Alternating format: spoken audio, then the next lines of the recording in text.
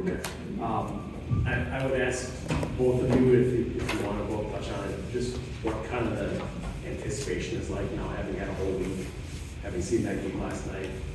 You know, you've got a game tomorrow afternoon, and what that's like. Yeah, I feel like me and my roommates have been talking about how like we can't stop thinking about hockey, so like really, especially this week.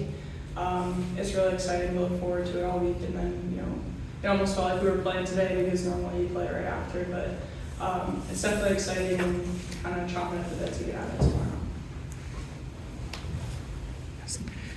Lacey, is there any additional anticipation on top of that, knowing that this is the last game at Le Mans for you?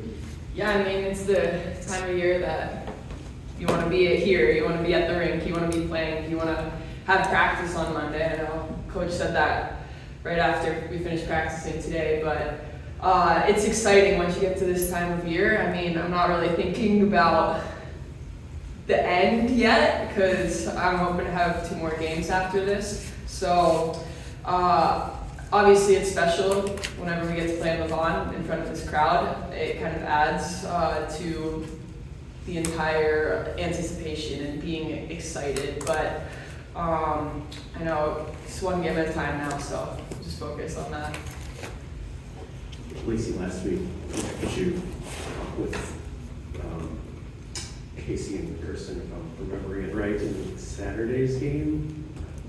Blanking on this now, but I'm wondering, just how easy that is, knowing that you kind of had this rotation throughout the season where even in a playoff game, you can jump up with different lines. Everyone's kind of still effective in those roles. I mean, Coach can put me at goalie, and I would still do everything that I can to help the team win. So it's really playing wherever. We actually don't want that, though. Don't put me at goalie. We'll keep her in that. But like I said, this time of year is all about the team. Like everything is going for that win. So wherever I get to play, I'm excited to hop on the ice. Can you explain the headstand last week after the game too? How that came about? Well, I've been taking a yoga class, and we've actually been practicing our headstands in yoga class. So I saw Bucky doing it, so I thought I would join him. And then I sent the picture to my yoga professor, and he was very impressed with my skills. Bucky has a flat head though. That's the secret. Yeah. Ava, a couple weeks ago, after your day was over against Bemidji, you're on the bench and something happens. What happened, and how worried were you at that point of like, you get coaches say, took her out to keep her fresh and keep her healthy, and things happened on the bench. Mm-hmm. Yeah, it was kind of just because you're a student athlete doesn't mean you're still a human too. Things happen. Just kind of got knocked over on the bench with some pretty before the period antics, and I probably would have been better off to stay in the game, but you can't know that, and he's always doing what he thinks is best, and part of it. But feeling much better after it, so not too worried about it.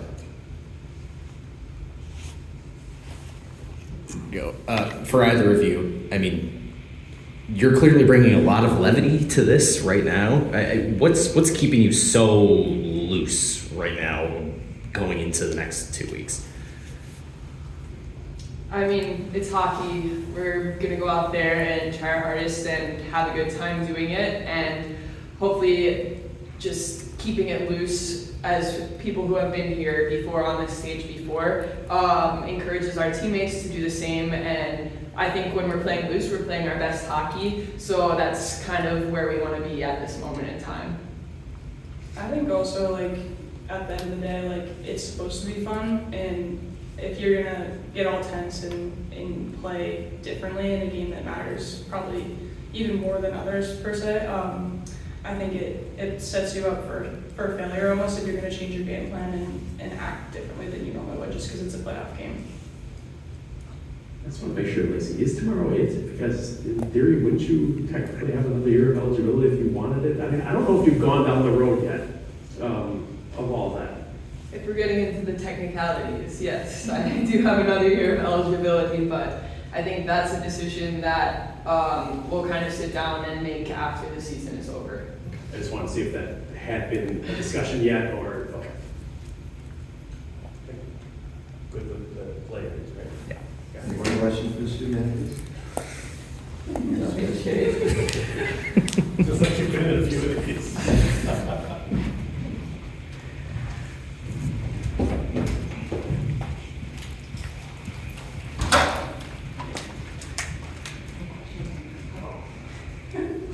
It's got to be kind of comforting having that atmosphere with the group, right? And you talk about playing free a lot. I mean, they're obviously feeling free, they're feeling comfortable. Yeah, and that's, that brings a smile to my face, that, things that we talk about, and as you prepare for, different games throughout the season, and at the end of the season, and, the magnitude of the game increases, and, as Lacey says, if you get into that space where all these outside distractions maybe coming to you individually, or maybe coming into the team with all the different awards and things that the players have, got recognized up to this point, what can I do to play my best game tomorrow when they drop the puck at 2? And everything else becomes irrelevant. So if I get into that space, and collectively as a group get into that space, chances are, you're going to play pretty well. Doesn't mean you're going to win, but at least you're going to be able to go out there and not worry about making mistakes, or worry about this, or whatever it may be. Put a smile on your face. For some of the seniors, it'll be their last time to play at Levon, and they may never get an opportunity to play in front of those crowds again. The encouragement, there'll be a lot of energy in the building, and so it'll be a fun afternoon for everybody, and hopefully collectively we can get into that space. All right, Mark, what if anything stood out from you or to you watching the game here last night?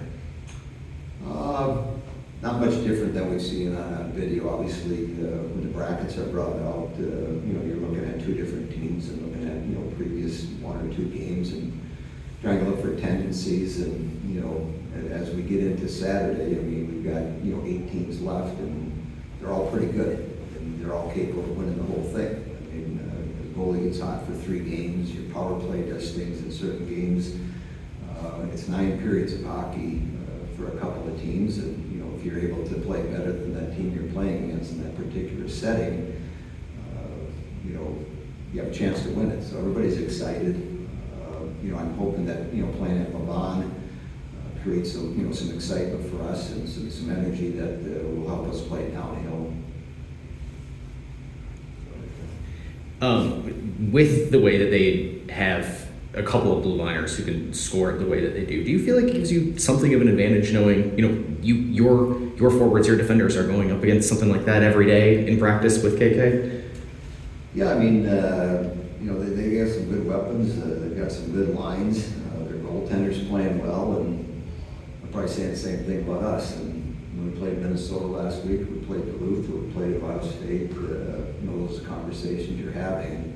Who can get out on this, this stage and this platform, and let all those distractions go and play up to their capabilities. So, my big thing when we get involved in these games is, can we play up to our capabilities? Or are we nervous? Are we doing things that we haven't seen all season? And if at the end of the game tomorrow, we've played up to our capabilities and we've played well, that's sufficient for me. Is it enough to win the game? That's what we're going to find out. That they score a lot of their goals on the power play, and they've had a pretty good success rate, second to you guys in the country. Does that make an emphasis on being smart, not making it a parade to the box or having to kill off a couple in a period, because I'm sure that's something you don't want to have deciding a game?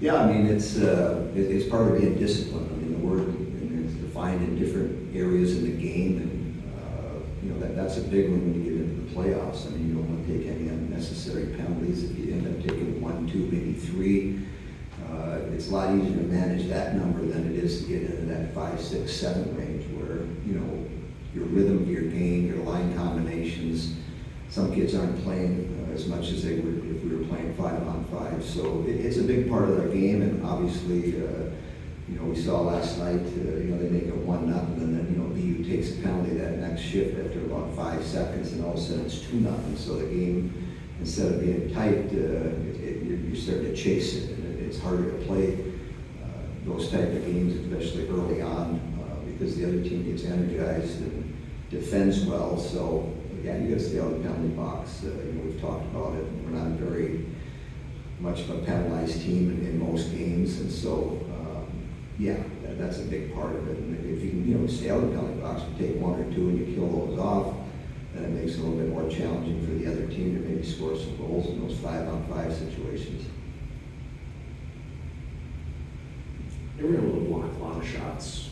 Collection was the shots that came from the top of the zone, especially in the third period last night. I know that's something that you've had happen to you a lot. I don't know if there's something you reinforce to say, take that extra step, make a move to try and avoid that, or keep them kind of moving to maybe get that first layer through.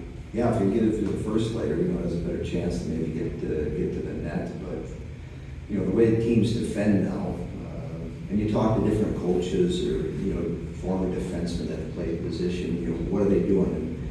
And I'll watch an NHL game, I'll watch a men's college game, and their defensemen are shooting, and the other teams are blocking. So depending on how teams are structured, especially defensively. So when you're playing Duluth, even Minnesota last weekend, you're playing them, and the puck goes from low to high, and now our defenseman has it. They collapse and they put themselves in position. So can I get the puck through that? Sometimes yes, sometimes no. And so it's a hard skill to hone in on, and we certainly harp about it, as I'm sure a lot of other coaches. So if you get it through, then it might create a rebound or create a scoring opportunity, or else the goalie doesn't see it. And the puck, as I said, it doesn't have to be hard; it just has to get through. And sometimes, like KK scored a goal from the middle of the ice at the blue line with the puck right on the ice. It had eyes and it found part of the net that the goaltender wasn't covering. So it's a thing we talk about, but it's one of those things where you want to be perfect. It's like golf. Can I play the perfect round? I talked about before. Probably not. I'm not going to play the perfect round, but talking about and trying to get there, you might get pretty good at it. When I look back at it now, it's Friday when you swapped Lacey and Layla toward the end of that game. To have the comfort to do that in a playoff situation, you kind of feel like you can trust a lot of people to make that switch. Where does that trust come from? Is it just kind of having built this up throughout the season of seeing a few different things? The first few weekends, we did a little mixing and matching when we played our first 4 games, just to see what chemistry might be there that we haven't looked at before. Knowing that Sims and Layla and Casey finished the year off very strong last year. You can know that and understand that, but over the course of a long season, you're going to get injuries, and so it's early on we did those things. But the one thing about Lacey is, whether it's with us or with the national team, she's a good forechecker. She can get on pucks really quick. And, for Sims and Casey, it's almost like, okay, she can go get the puck for you or create some contact and create a second person coming in to help her out.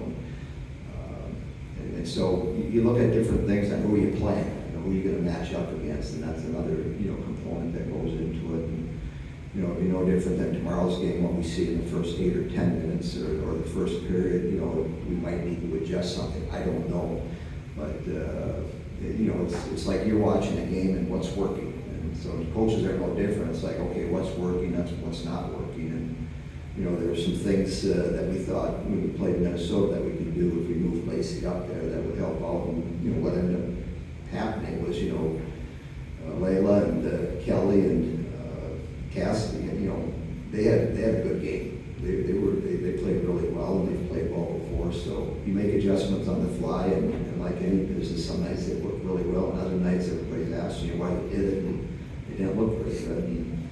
And that's what we do. So, but I'm not going to play Lacey at goalie next year if she comes back. I play Layla back there just to give her an opportunity. Now she's played all different forward positions. She played defense. Stick her back there for a period and see how she does. It's like the baseball player, play every position, all 9 positions in a game, right? If she can do that in a game. You need experience. That's absolutely. See how it works in practice, and then we'll get back to it, see how it might evolve. You guys good? I'll get Any more questions for Coach? Thanks.